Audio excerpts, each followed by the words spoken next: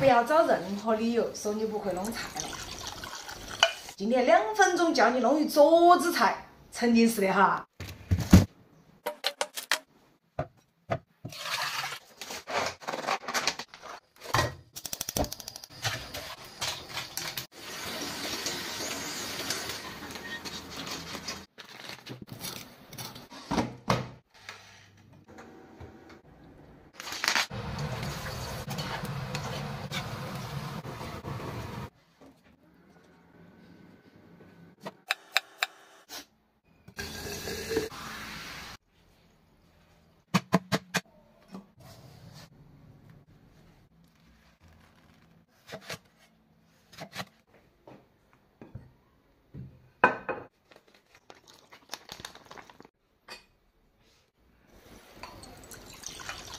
哎嘛，弄顿饭是不是没得想象中的那么难嘛？